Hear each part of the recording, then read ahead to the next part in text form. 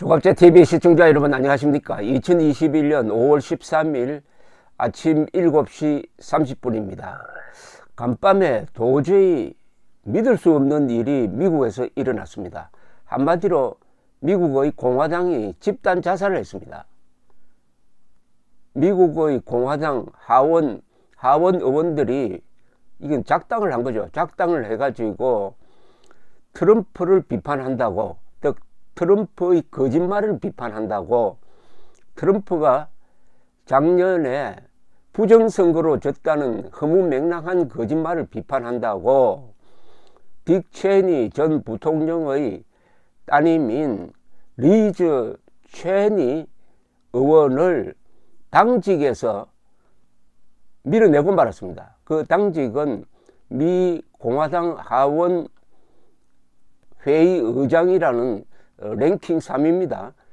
공화당의 랭킹 3위 되는, 그리고 미국 보수 정치의 본류인 리즈 체이니 와이오밍 출신 하원 의원을 그 자리에서 해임하는 투표를 했는데 압도적으로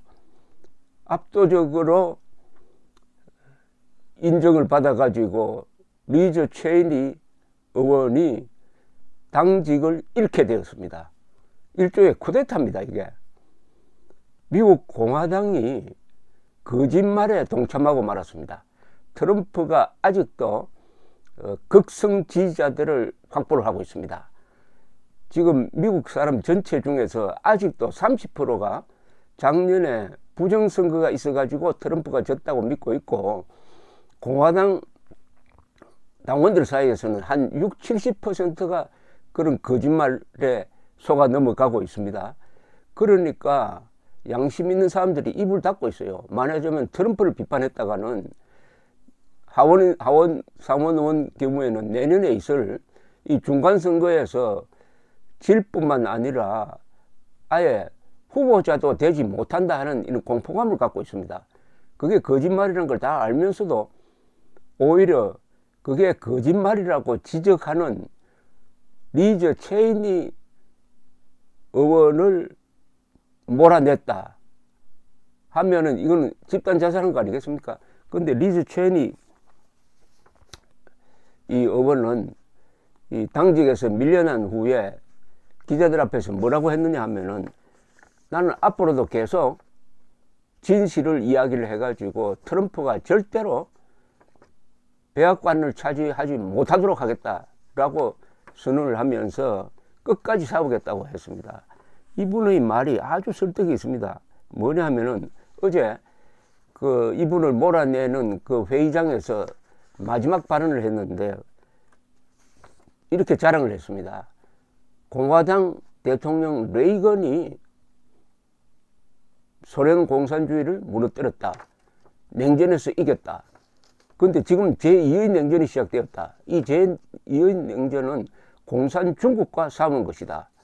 그런데 트럼프가 이 미국의 민주주의와 법치를 공격함으로써 중국 공산주의자들의 선전선동에 말하자면 먹잇감을 주고 있다. 즉 이정행위를 하고 있다. 이렇게 부르짖듯이 이야기를 했습니다. 그래도 마이동풍 그냥 하원 의원들이 압도적으로, 공화당 하원입니다. 공화당 하원 의원들이 압도적으로 체니의 해촉, 해임을 결의하고 말았습니다. 구두 투표로 했다고 합니다. 자, 이렇게 되면은 미국 공화당이 정말 앞으로 계속해서 트럼프를 섬기는 일종의 컬트 집단으로 가든지 아니면 양심 세력이 나오든지 해가지고 공화당이 앞으로 수십 년 동안 집권을 하지 못하게 될 것이다 하는 전망까지 나오고 있습니다. 미국 공화당은 그래도 진실, 정의, 자유를 기치로 내걸고 세계 전체의 자유의 등불이 되겠다는 그런 기치를 내건 정말 우리로서는 고마운 정당이죠. 한국 사람들이 대체로 미국의 민주당보다는 미국의 공화당을 더 좋아했습니다. 특히 레이건 대통령, 아이젠하워 대통령, 이런 사람들을 기억한 때문인데, 사실은 우리를 도와준 점에서는 민주당이 더 많이 도와줬습니다. 트루먼 대통령, 우리를 살린, 파병으로서 우리를 살린 트루먼 대통령, 그리고 월남 파병 때 미국 대통령이었던 존슨 대통령, 다만 카트 대통령이 주한미군 철수를 시도하다가 실패한 적이 있습니다. 또 박정희 대통령과 사이가 좋지 않았어요. 그래서 한국 사람들이 잘못된 편견을 갖고 있는데, 어찌하였든 레이건을 배출하고 링컨을 배출한 공화당은 링컨과 레이건이라는 위대한 지도자를 만든 정당이 완전히 트럼프의 사유물이 되고, 트럼프의 천하 거짓말쟁이 트럼프에 반대한다고 해가지고 거짓말을 비판한다고 해가지고, 그것도 다른 사람도 아닌 딕 체니 전 부통령의 딸을 숙청한 거죠. 숙청했다고 하니까 이런 비극이 없습니다. 얼마나 음모론이 이 진영 논리와 결탁하면은 그 멀쩡한 사람들을 속일 수가 있는지 놀라운 사실이 벌어진 겁니다. 이게 타산지석입니다. 한국에도 음모론을 많이 펼치는데, 이 음모론이 진영 논리와 결탁하면은 거기서는 진실이 숨쉴 공간이 나오지 않는 겁니다. 이 리저 체니 와이오밍 의원은 우선 내년 하원 의원 선거 때 트럼프 세력으로부터 위협을 받을 겁니다. 경선 과정에서, 그리고 본선 진출했어도. 그러니까 이 여자분은 끝까지 싸우겠다고 합니다. 아마 시간이 지나면은 언젠가는 리저 체니가 공화당 대통령 후보로 나올 가능성이 있습니다. 어차피 시간 문제죠. 트럼프 이 황당무계한 거짓말이 영원히 이어질 수는 없는 거죠. 링컨이 유명한 이야기를 했습니다. 국민들을 일시적으로 속일 수는 있다. 그리고 다수 국민들을 잠시 속일 수는 있다. 그러나 모든 국민들을 영원히 속일 수는 없다라고 한 적이 있는데, 이 리저 체니 의원의 아버지는 딕 체니인데, 이분은 포드 대통령 때 비서실장을 했고요. 아버지 부시 대통령 시절에는 국방장관, 그리고 클린턴 때 잠시 바깥에 제야에 있다가 아들 부시가 대통령이 되니까 또 컴백을 해가지고 부통령, 아주 힘 있는 부통령을 한 사람입니다. 이 딕 체니를 다룬 영화가 있습니다. 바이스라는 영화인데, 크리스찬 베일리가 딕 체니와 아주 닮은 연기를 한 그 영화를 한번 보시면은 아주 흥미로울 겁니다만, 이 딕 체니 따님, 이 리저 체니가 마지막에 연설을 남겼습니다. 이분이 이 표결이 있기 이틀 전에 남긴 연설인데, 이 연설이 아주 명문입니다. 그러니까 자신의 마지막 기록으로 남기는 연설인데, 이 내용을 좀 소개를 해드리겠습니다. 이렇게 시작을 했습니다. 신은 미국에 축복을 내려주었습니다. 하지만 자유라는 것은 우리가 지켜내야만 살아남을 수 있습니다. 우리가 이 의사당에서 헌법을 지지하고 수호하겠다고 신에게 한 맹세를 지킬 때에 가능한 일입니다. 자유를 위협하는 일들이 발생했을 때 우리가 이를 인지해야만 가능한 일입니다. 오늘날 우리는 과거에 볼 수 없었던 미국에 대한 위협에 직면해 있습니다. 선거를 훔치기 위한 노력의 일환으로 의회에 대한 폭력적 공격을 유발한 전직 대통령이 선거가 도둑맞았다는 주장을 미국인들에게 설득시키기 위한 강력한 시도를 재개했습니다. 그는 또 다른 폭력 사태를 조장할 위험이 있습니다. 그러니까 트럼프가 물러난 다음에 가만히 있는 게 아니라 계속 공화당을 장악을 해가지고 자신에게 반대하는 입장이 있는 사람을 이런 식으로 몰아내고 있다. 가만히 있으면 안 된다. 이런 이야기죠. 이 리저 체니 의원은 올 1월 6일에 트럼프에게 선동된 이 폭도가 의사당을 점거한 다음에 바로 성명서를 발표하면서 트럼프를 탄핵해야 한다라고 주장했습니다. 그리고 탄핵 표결에 찬성을 던졌습니다. 그때부터 트럼프와 반대로 가게 된 건데, 정책면에 있어서는 체인리는 트럼프와 같습니다. 정책면에 있어서는 체인리는 가장 공화당적인 보수적인 정책을 추구하는 사람이지만은 거짓말은 안 된다는 거예요.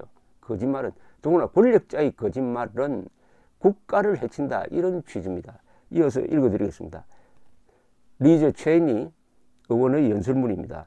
수백만의 미국인들은 전직 대통령에 의하여 잘못된 생각을 하게 되었습니다. 즉 수백만이 아니고 사실은 수천만 넘는데, 미국 사람들이 트럼프 때문에 속아 넘어가고 있어가지고 이게 전 국민적인 재앙이다, 이런 취지입니다.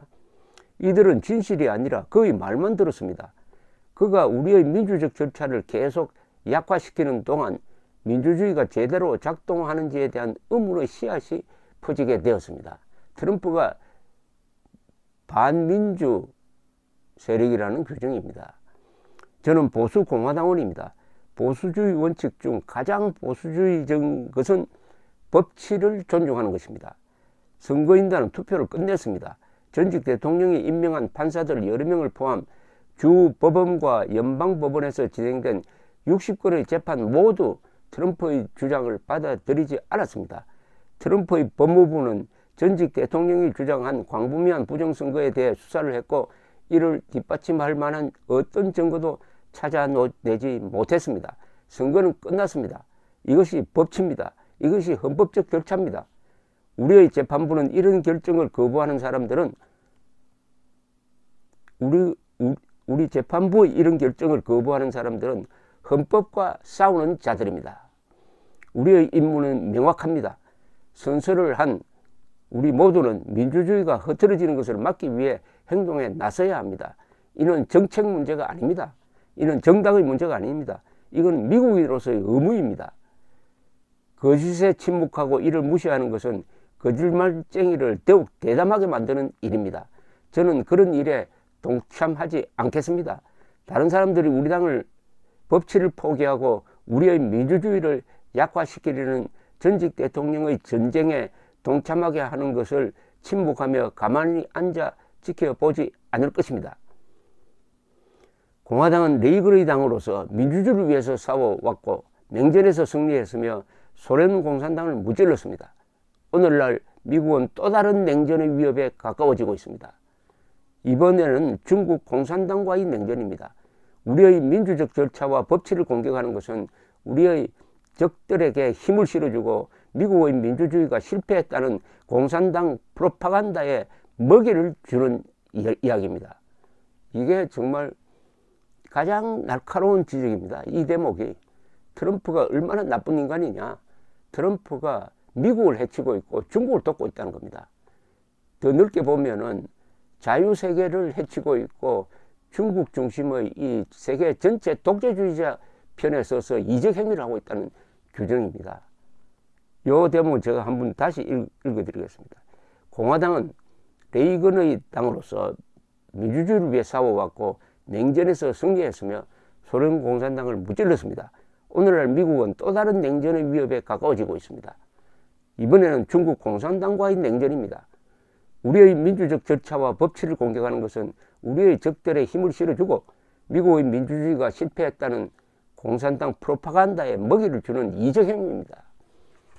이런 트럼프를 아직도 지지하고 이런 트럼프가 부정선거로 졌다고 트럼프 대변인 역할을 하던 한국의 자칭 우파 유튜버들 부끄러움을 알아야 합니다. 미국의 공화당이 집단 자살했습니다. 안타까운 일입니다. 음모론이 진영 논리와 결탁할 때 인간의 이성이 마비된다는 것을 잘 보여주고 있습니다. 우리도 경계해야 할 일입니다. 특히 정권 교체를 하지 않으면 자유를 지킬 수 없는 이 한국의 자유진영, 애국진영 분들이 경계해야 할 일입니다. 감사합니다.